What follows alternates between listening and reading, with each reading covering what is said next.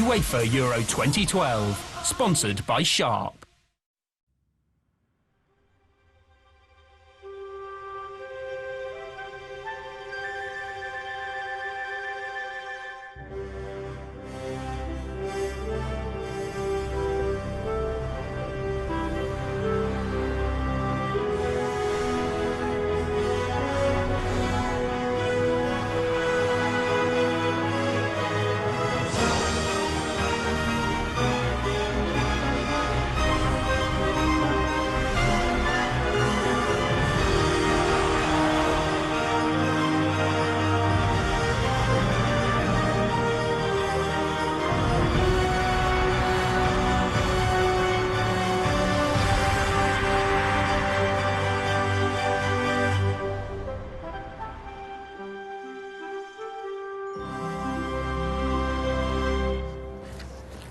Good afternoon, England fans and anyone else who's tuned in just to watch us suffer. Here we go again. It's the tournament ahead of which our lack of hope has become our chief source of hope, because one way or another your average England fan just can't stop hoping, even though our boys haven't half put us through it down the years.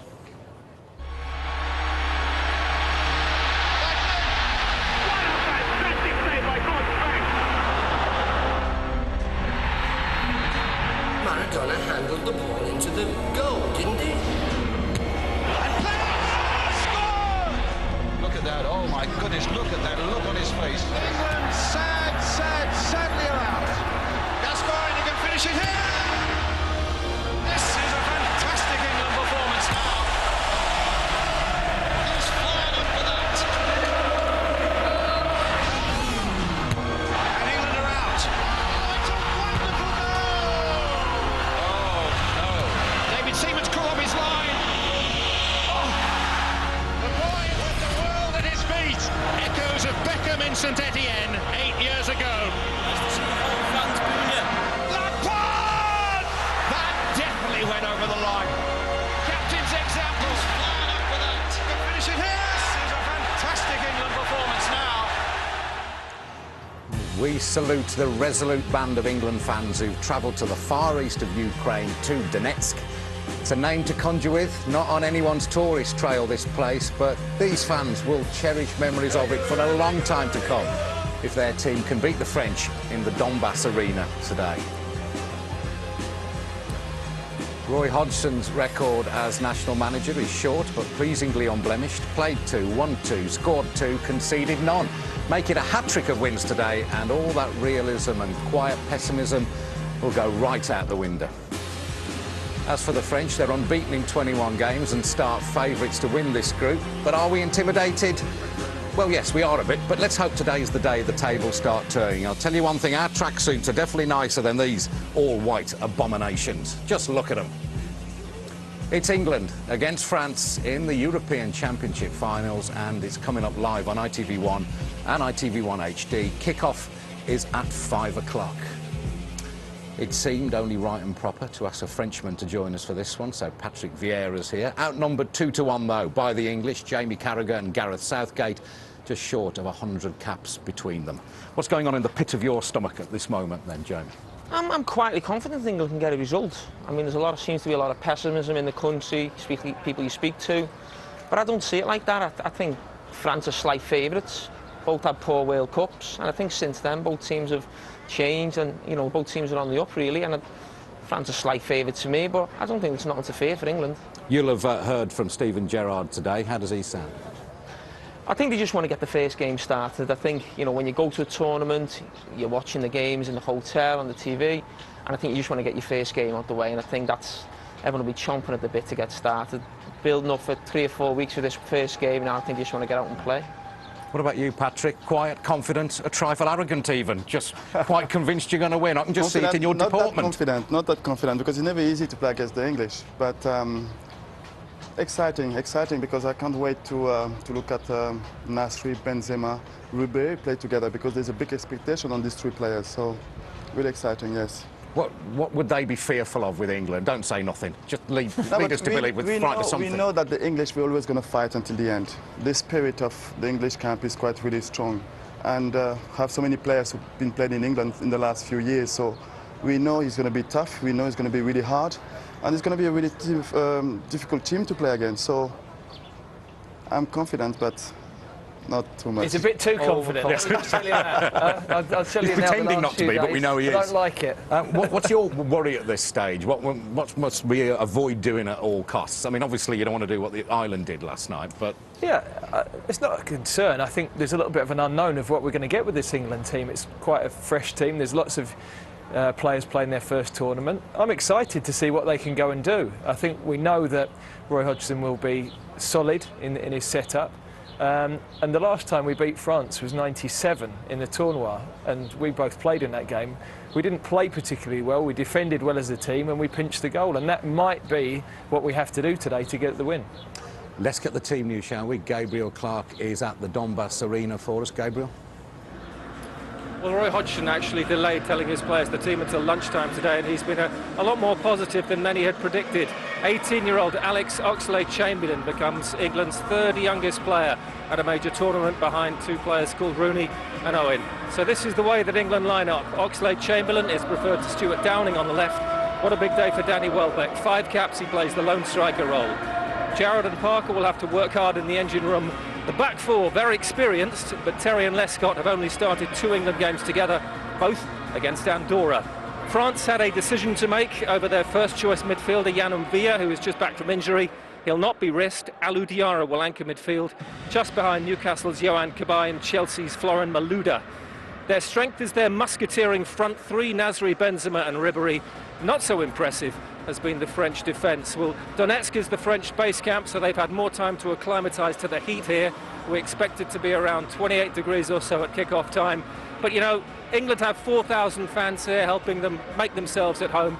And forget the heat, forget the injuries, forget Rio Gate. Roy Hodgson has emphasised to his players he wants only one thing from them, and that is to play the same way you do for your clubs. I suppose that's been the conundrum facing every England manager since Sir Alf Ramsey, but if Roy can start to solve it tonight, we'll be going in the right direction.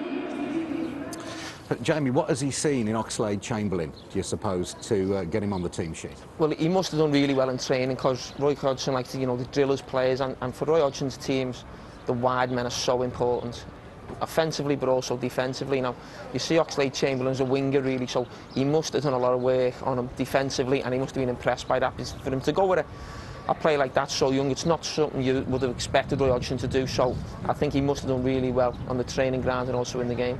Well, we can see Alex in the teenagers' playroom at the camp now, playing table tennis with Theo Walcott. I wonder who came top of that one. Excellent footwork. That might be what's got him on the team sheet. I think Patrick, from the French point of view, is more of an unknown quantity, isn't he, Oxlade-Chamberlain? Yeah, but I think the French will be fair of him because he can run to a player. He's quite direct and he can cause so much problem to the French team. And he's such a talented. I think it doesn't matter if he's 18, 25 or 30. I think at this level what is important is talent, and he's got the talent, and I do understand why he's starting.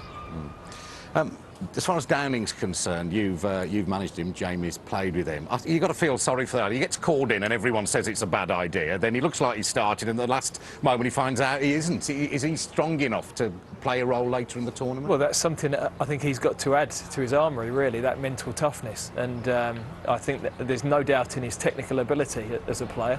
He'll be needed at some stage. You know, it's very unlikely that today Alex Oxlade-Chamberlain will be able to go the full 90 minutes. The adrenaline, the occasion, everything about it, I think he'll cope with it no problem, but it's likely that he'll tire towards the end, and the likes of Stuart Downing, Theo Walcott will be needed.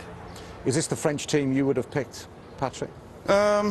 Yes, so far I think he's quite a really strong French team up front, but the balance may not going to be right because at the back there is, I would say, the weakness there because Mexes and Rami didn't give, I think, to the French people 100% confidence. How do we exploit that perceived weakness in the French defence, Jamie?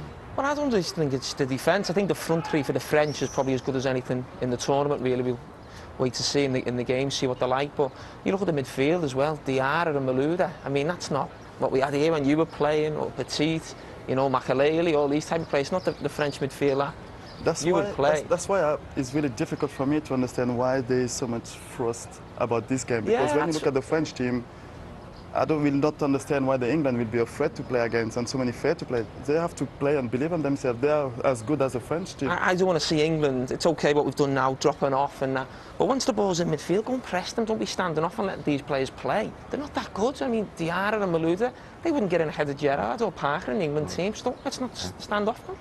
He's getting into very optimistic territory. They're not that good. No, it's true though. Even with Ribéry and Nasri, we've seen plenty of games where they've disappeared this season as well. Now, they're talented players, there's no question about that.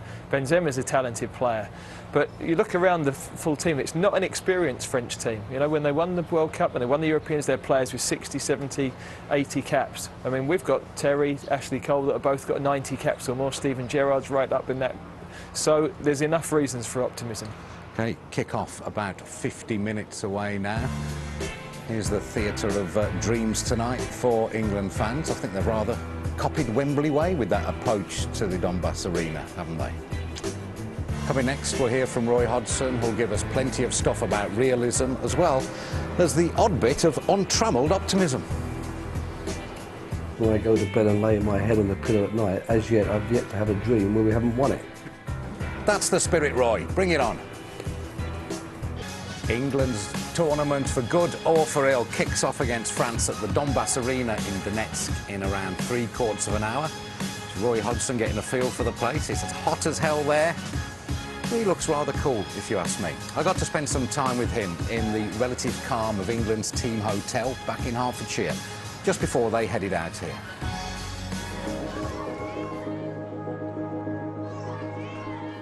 Realism seems to have been the buzzword around England, but there's got to be a certain amount of "come on, we can win this" going on. You can't be so realistic going into it.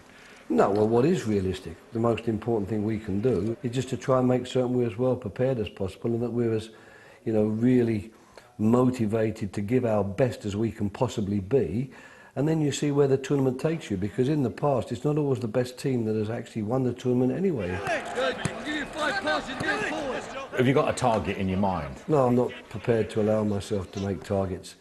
I'm very new to the job. I'm still really getting my feet under the table, as it were. And of course, when I go to bed at night, as yet, I've yet to have a dream where we haven't won it.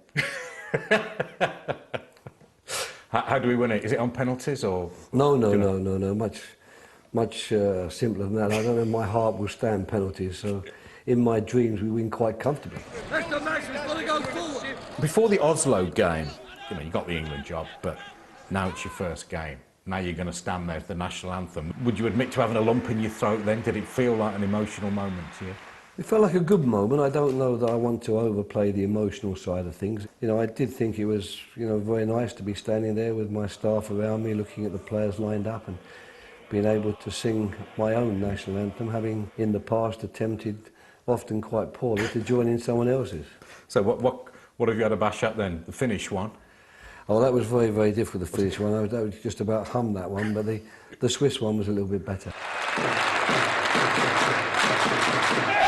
What needed doing when you came in? What could you see and think, well, this is what we've got to work on here? What wasn't functioning? Is it to do with shape or what? No, I wouldn't say that. I mean, I think the England shape and the England team has done well. We've qualified with great panache for the tournament, and Fabio Capello deserves an awful lot of credit for qualifying this team in the way he did and giving me the chance, unfortunately for him, to be the man who leads the team there.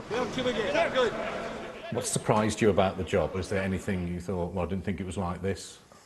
I think I've learnt that, you know, when you're working with top-class players, they are a lot more interested in football, being good footballers, and sometimes the stories that abound about them would have us believe. You know, you can quite easily be, I think, fooled to think, well, they don't take the game very seriously, they don't take their fitness seriously.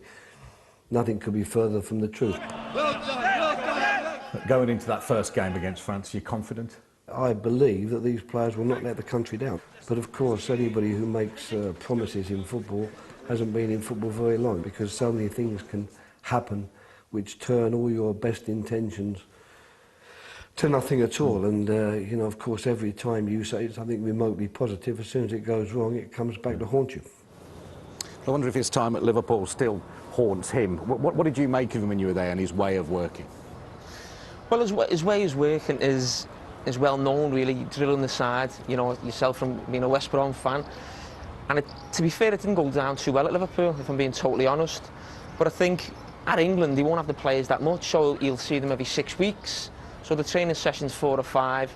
If the players won't be getting too fed up, because as I said, it's only there 4 or 5 days. But with the top players at Liverpool, I think he found it difficult, and the players found it difficult at times with the training, the same drills every day, and the way he likes to, keep his teams tight, organised, functional, if you like, as he did at Fulham and West Brom. But it just didn't work out with us. But at West Brom, he saw structural problems, reorganising the shape, get them to move as a unit, all those basics. And he said he doesn't see that with England. He said they're very well coached. They just need helping along a little bit, believing themselves a bit more.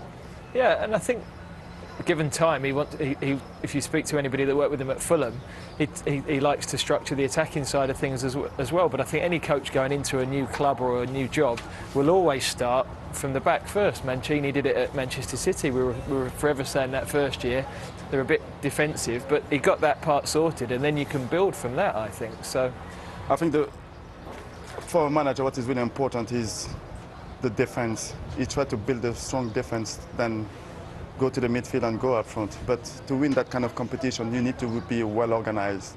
And I think that is what is the first step for him. What about his selection up front of Danny Welbeck? Who will the French defenders rather play against? Will they be pleased it's Welbeck, or would they rather be having a fight against Carroll? I think when you look at the physical aspect of Rami and Mexes, they will prefer to play with against Welbeck, because he's quite small, so the physical, they will try to be tough and really hard on him. And Carroll physically really strong in the air, so they don't want to face him. But Welbeck can give them some problem, because at United he has played really, really well, and he's so comfortable with the ball. So I'm quite afraid I not feel that comfortable for Mexes and Rami today. I think Welbeck's mobility will cause them problems. I think Andy at the moment, we end up being a bit direct into him, so it's a good option to come off of the bench, because I agree, I think Mexes in particular is a bit soft. So I think Carroll could physically cause him problems later in the game, but I think you need Welbeck's mobility, his ability to hold the ball up and bring others. Especially if we're playing that way, where we're deep and trying to play in a counter-attack, that's not Andy Carroll. Andy Carroll needs the other team to be deep, in the box, crosses, second balls. If you're playing on the counter-attack, you need Welbeck. You can't imagine England getting a result today without Ashley Young playing well. That's such a crucial role there. He is. I mean, he wasn't even in the squad a couple of years ago. He wasn't someone you thought of as a star for England, if you like, but he's grew into the role. He's been very confident at Manchester United, and he's getting goals. It's so difficult to get goals at international level, and that's what he's doing at the moment. He's in a rich vein of form with goals, and there's not many other players in the squad who scored that many goals at international level, so that's why he's vital for England. OK, that's the English. Let's have a little worry about the French now, shall we? And there's quite a quartet to trouble us up front. Are you not entertained? Oh no! I don't know if you know what I mean. You need to know that I stand here with a purpose. I came to rock the crowd and make everybody scream out loud. My aim is to work it. Are you not entertained? If my attitude stinks, am I meant to change? Do I need to say it again?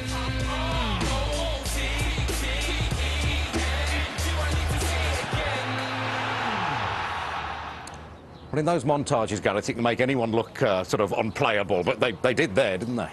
What they've got is pace, athleticism, and I think that is always a concern for any defender. Benzema is a powerful athlete. Given the right sort of service, he'll cause any team's problems. But sometimes I think with Ribéry, great pace, and it'll be a problem for Glenn Johnson. But I think his decision-making at times lets him down. He tries to do things so quickly, doesn't always pick the right option out. And Nasri, I wouldn't be too concerned about with Ashley Cole. I think he can bottle him up.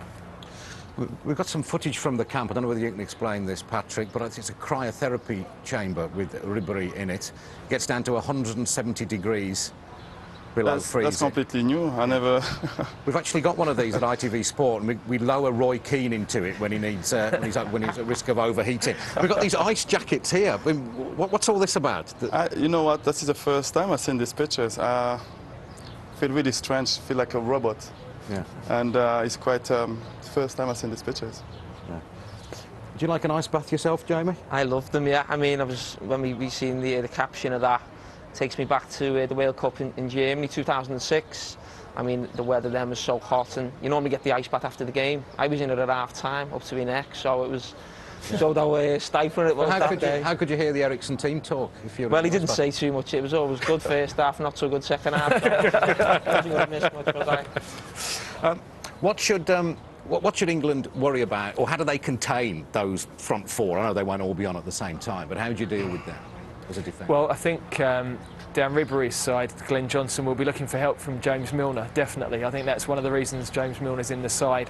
Roy Hodgson knows that he gives you some good things in an attacking sense, but he will get back and help his fullback out. At the start of tournaments, England always start exceptionally well, don't they? Invariably get an early goal. Yeah, I mean, our record in major tournaments is fantastic. Early on, we come flying out the traps. So if you could have won the trophy at half-time in the first game, we'd be champions the whole but time. what we've got to do is we've almost got to pace our matches a little bit better. Our record of scoring in tournaments in the second half is extremely poor, so we've got to make sure that we don't just go out there and try and blitz teams. You've got to be a little bit patient, and that's where keeping possession of the ball is important. Anyway, those early England tournament goals never seem to do us much good in the long run, but let's celebrate them anyway.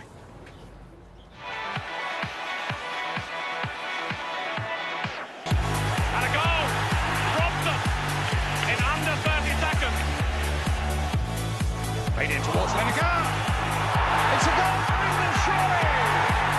And Lineker, the World Cup goalman, does it again. Beckham's cross. Scores! He did! They've only scored inside of 3 minutes.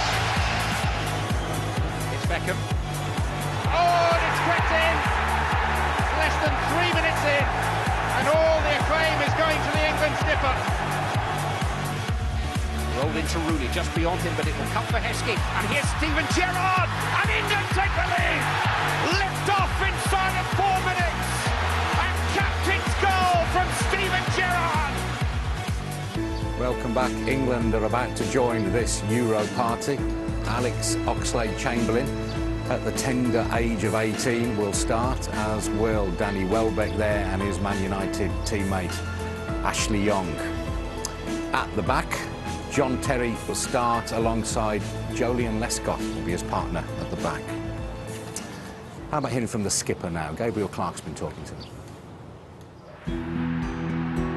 Steven Gerrard, midfield. Steven Gerrard is a very difficult man to please. How many marks out of 10 would you give your England career? 6, 7. It's the blessing and the curse at the core of his personality. Yes or no, are you a perfectionist? I'm close to one. You either are or you aren't. I'm close to one. We are going to see Steven Gerrard of Liverpool now. In an England shirt, it all began at Euro 2000. Well, they grew up quickly in Liverpool, but he is just 2 weeks out of his teens. On against Germany came the kid, just 20. 90 caps later, he's one of the few survivors from the generation formerly known as Golden. Be honest, after Germany or after South Africa, did you ever think, no, that's it, with England? Yeah, I did think that. I think we all realised it wasn't good enough. They killed us, they were lethal. If you don't go all the way, you fail. It does go through your mind, you know. Have I had enough at this level? Have I had enough of failing, if you like? But I think the easy option would be to quit and call it a day. I'm a fighter, I'd like to fight on.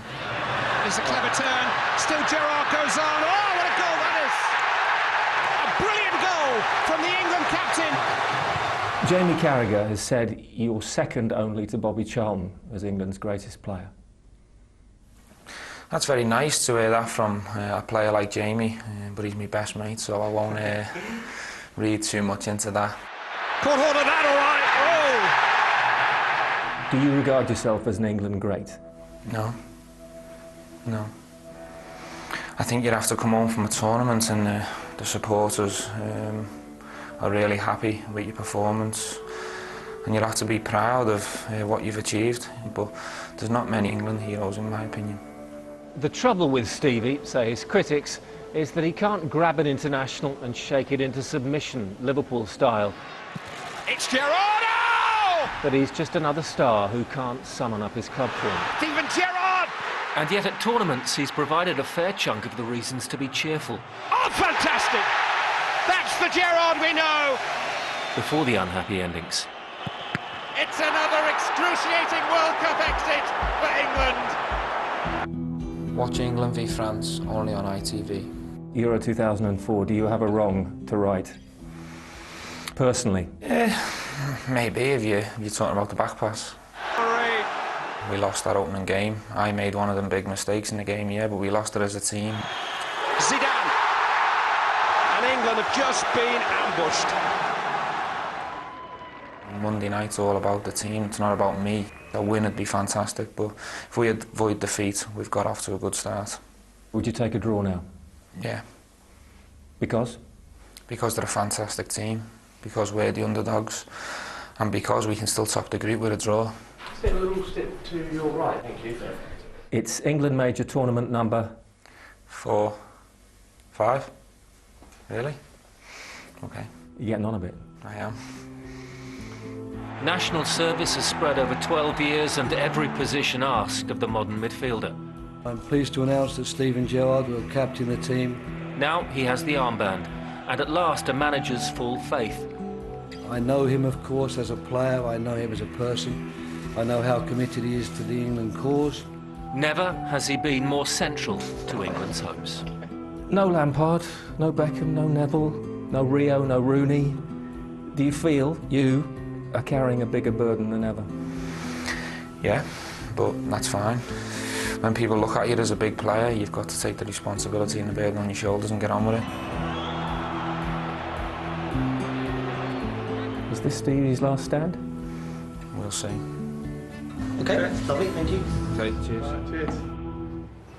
It's interesting, Jamie, the way Gabriel put it there. There is more pressure on him than before.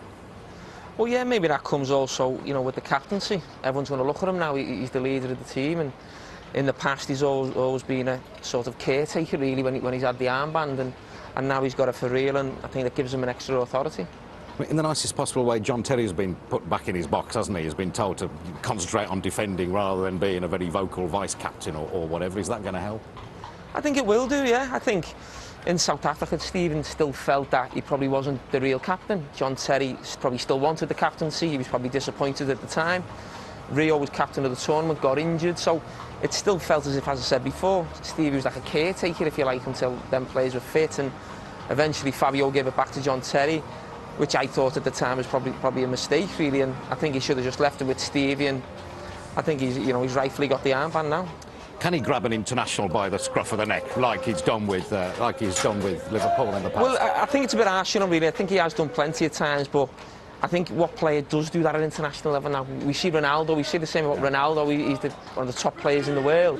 How many players do that? So I still think he's been a bit harsh on himself with his international career at the moment. The problem is, England have never done well when he's been in the team in terms of a tournament, got to a semi or a final, the way like maybe Gareth did in Euro 96 or the lads in 1990. The teams Gerrard's been involved in, they've never took that step to a semi, a final, or won anything. That's the problem. I mean, Patrick, there can't be many players of Steven Gerrard's quality who've never won international honours or indeed a league title. Seems incredible, doesn't it? I played against him a few times, and to be honest, he's one of the best players I had to face. He's this kind of player who can do everything. He can score, he can do the box-to-box. He worked really hard for the team, and I think he's a really nice guy as well. So he's a winner. But this kind of players got the responsibility on the shoulder. He's the one, I think, if England want to win today, he has to perform and lift the team and show the way. And I think he did it really well with Liverpool. I think he's been fantastic for the team. Yeah, he has. Well, alongside him, Scott Parker has got an important role today, hasn't he, Gareth? Yeah, he has, because the two of them now really pick themselves in those positions.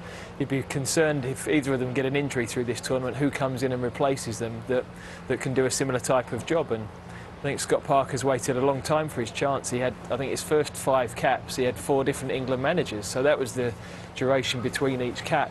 Now he's established himself at Tottenham after spells where it didn't quite happen at Chelsea and didn't quite happen at Newcastle for him. And he's the type of player that can maybe allow Steven Gerrard to go and play by filling in for him when he goes on the runs that we want to see him make. Yeah. If you've got a sulky teenager at home, by the way, perhaps they've been naughty, banned them from playing football or even possibly watching this game. You wouldn't do that, would you? Do they look like this sulky-looking teenager there? He really is straining at the leash to get involved, isn't he now? What do you think is going through his head, Jamie? He'd be very frustrated, and this was also similar to what happened in 2006. I remember him sitting on the bench next to me. I think it was maybe an injury, and you know the way Raymond really plays, you can see he's still like a kid playing in the street, and he'd be desperate to be involved, and he'll still be training with the lads, keeping fit, getting involved, but he'll be devastated missing this, the first game. But as I said, he's going to have to be patient, and he'll get his chance in the third game. OK, let's hear what Roy Hodgson's thinking now as he prepares himself for probably the biggest match of his career. Here's with Gabriel. Roy, he's only 18. Only Rooney and Owen are younger for England at a major tournament, so why Alex Oxlade-Chamberlain? Well, he's just been so impressive, really. He's been impressive, I thought, in the game against the Belgians at Wembley, and he's been very impressive in the training sessions, and I think he gives us a balance to our team which is very useful. I'm lucky that I've got other good alternatives, so if he tires or things don't work out, there's other alternatives, but quite frankly I think he deserves to start the game on what he's shown us. How big a factor will the heat be? Well, it'll be a factor, but it's a factor for both teams, so we mustn't complain too much about that, and luckily the pitch is in shade, so it's not quite as bad as when you play in direct sunlight. If there's one message, one final message you'll be emphasising to the players, what will it be? I think they've got to believe in themselves. I think they've got to trust each other and believe in themselves. You know, the fact is we know the pressures, we know the weight that we carry on our shoulders, we know that the England shirt is a heavy one to wear. That's been documented so many times. So I think we just got to believe in ourselves, and these players I know are good players, and it's up to them now to take the best stage possible to show it. Wish you all the best. Thanks, Gabriel. Well, he seems sort of confident enough, cool, calm, collected, as you'd expect. What about the centre-back pairing? You've got John Terry playing on his wrong foot, so to speak, or on a different side.